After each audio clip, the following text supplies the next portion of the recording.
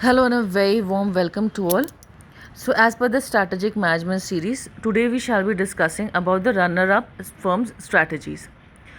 So हम लोग actually इसमें हम लोग ऑलरेडी डिस्कस करते आ रहे हैं वो चार the various situation specific strategies.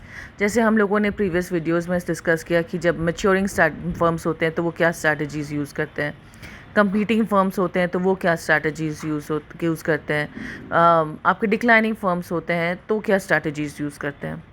तो basically we are studying about कि सिचुएशन कैसा होता है, कैसे फर्म्स है और हर एक फर्म्स डिफरेंट टाइप की स्ट्रैटेजी बनाते हैं और किस टाइप की स्ट्रैटेजी उनको बनानी चाहिए ताकि उनकी प्रॉफिटेबिलिटी बरकरार रहे। So in this video we shall be dealing about the runner up firms.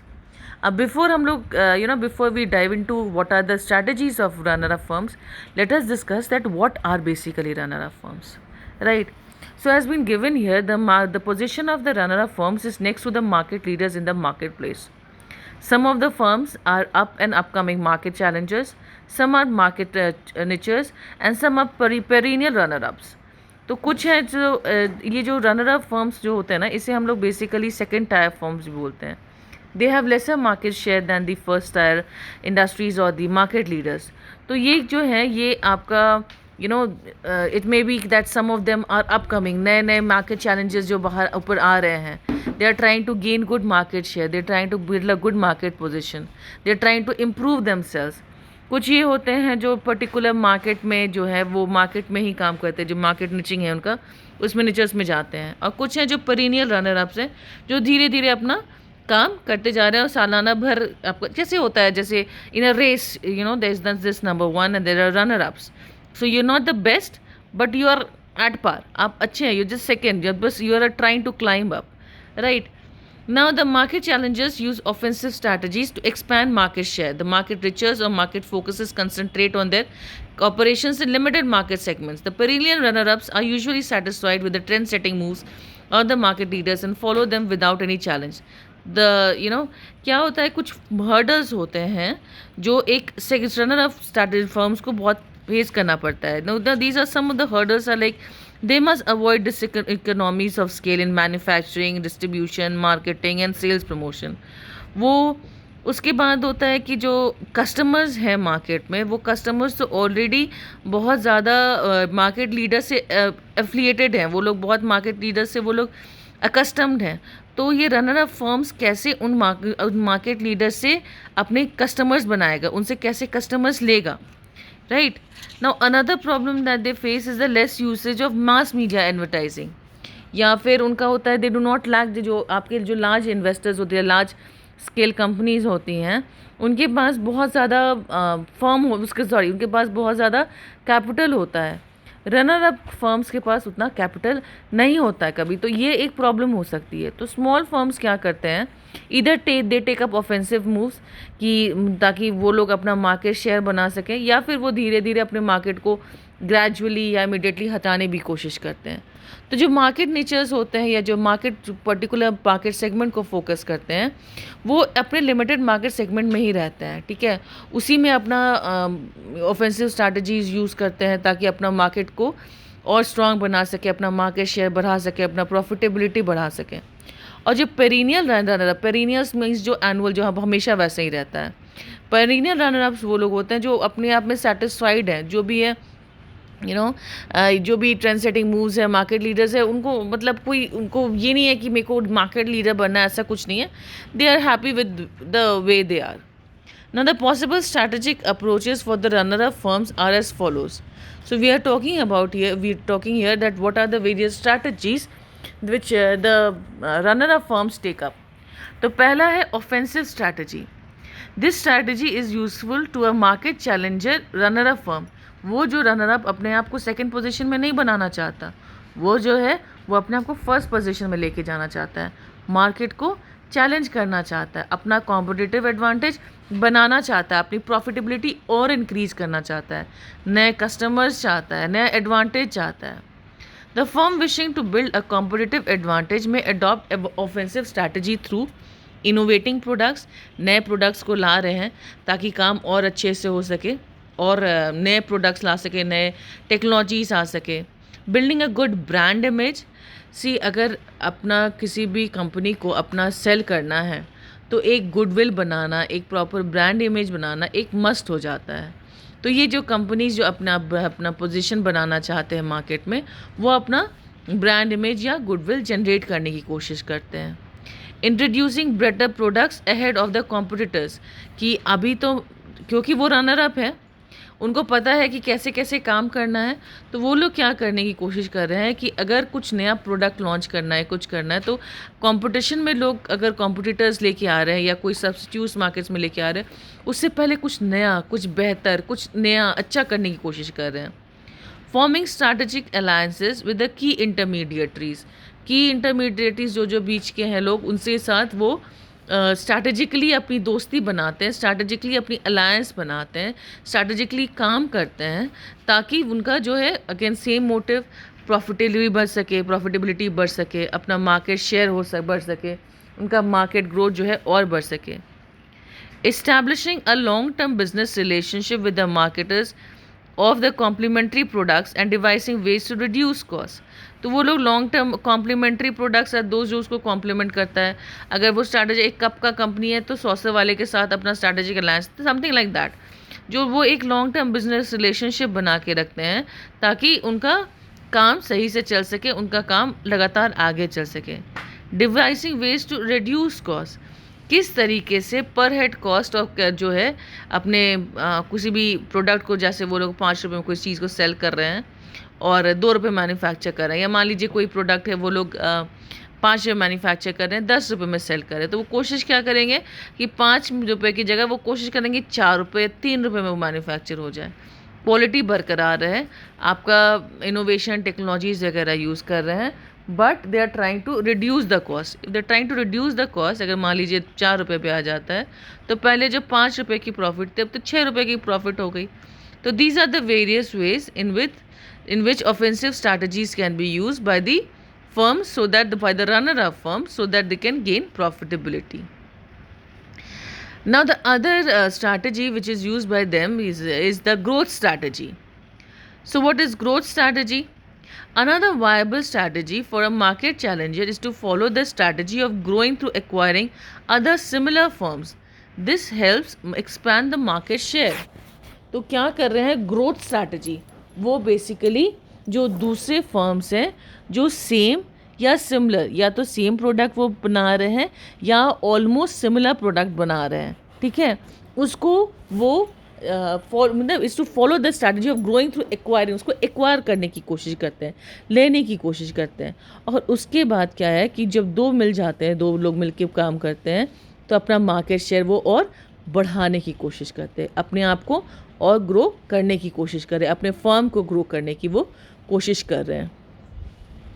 Another strategy is the market निच स्ट्रैटेजी और फोकस स्ट्रैटेजी, ठीक है। तो इसमें मार्केट निच स्ट्रैटेजी मतलब होता है कि एक पर्टिकुलर मार्केट सेगमेंट को लेके या एक पर्टिकुलर फोकस ग्रुप को लेके, एक पर्टिकुलर फोकस मार्केट सेगमेंट को लेके उस पर वो लोग ना बहुत फुली कंसंट्रेट कर रहे हैं और कोशिश ये कर रहे हैं कि उस पर्टिकुलर मार्केट सेगमेंट में सारे लोग जो हैं उनका वो प्रोडक्ट खरीदें, राइट।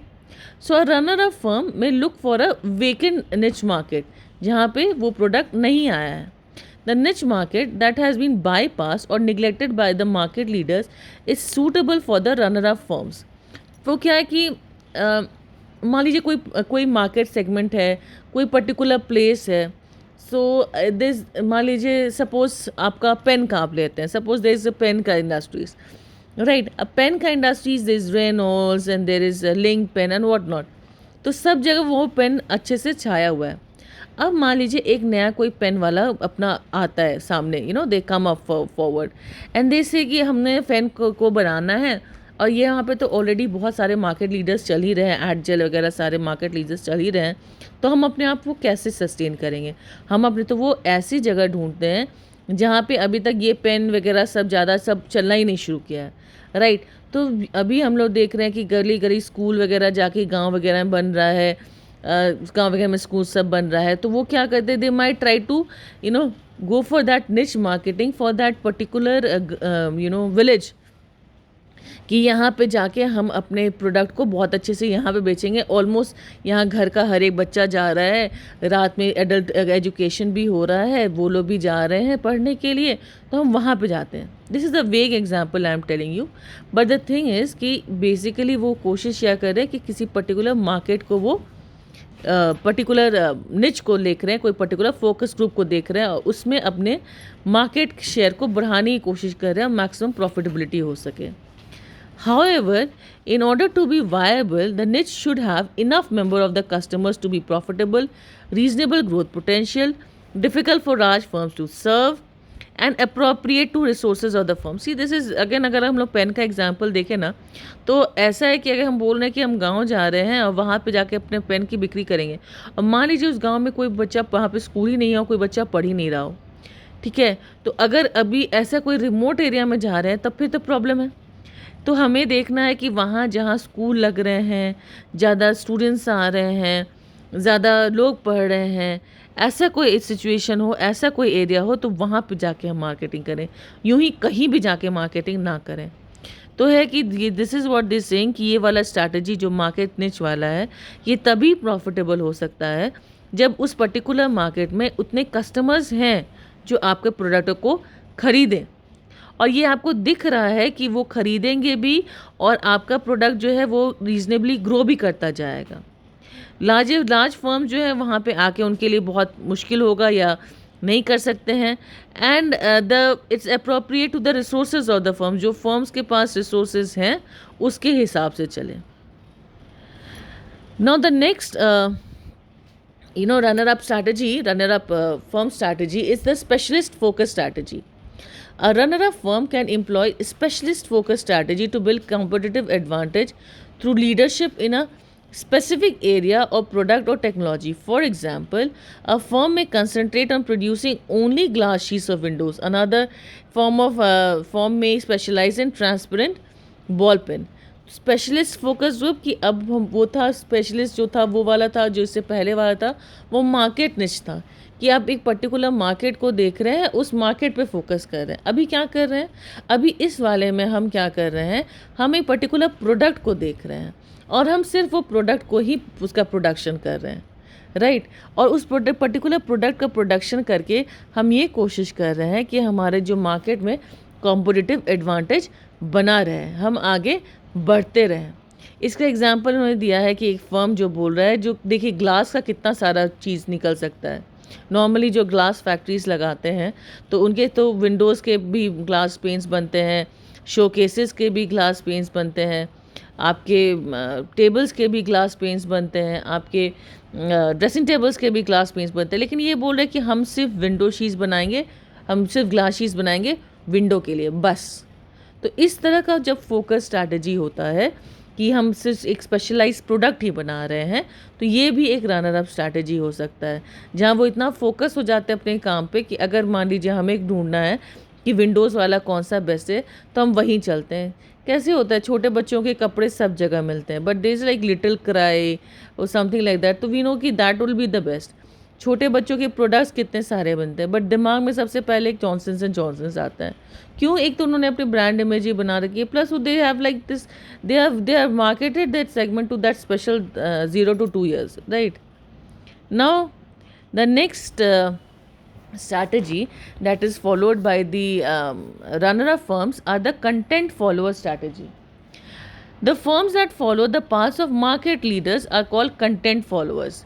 कि वो लोग अपना से अलग से कुछ नहीं कर रहे हैं, जो मार्केट लीडर्स हैं, जो इंडस्ट्री लीडर्स हैं, जो अच्छे से ऑलरेडी काम कर रहे हैं, जो लार्ज स्केल इंडस्ट्रीज ऑलरेडी बहुत प्रॉफिटेबिलिटी और प्रोग्रेस के पाथ में, वो लोग सिर्फ क्या करते हैं, जैसा वो लोग कर रहे हैं उन्हीं के पथ पर अग्रसर होना is basically they trying to just follow the path they are following. They simply imitate what the leaders do, सिर्फ उनको कॉपी करते हैं, जो सिंपली जो मार्केट लीडर्स हैं उनको कॉपी करते हैं। They don't challenge the readers rather than follow them. They don't imitate any trend setting moves. वो लोगों ने मार्केट को लीडर्स को उन्हें चैलेंज नहीं करना है कि मेरे को नंबर 2 नहीं, मेरे को नंबर 1 बन के रहना, 1 बनना है या एकदम आउटस्टैंडिंग होना, वैसा कुछ नहीं करते, बल्कि आराम से इत्मीनान से जैसा जो काम चल रहा है उनको आप अपना काम करें। तो हम देख रहे हैं कि मार्केट लीडर्स कैसे काम कर रहे हैं, हम भी उसी हिसाब से अच्छे से अपना काम करते जाएंगे।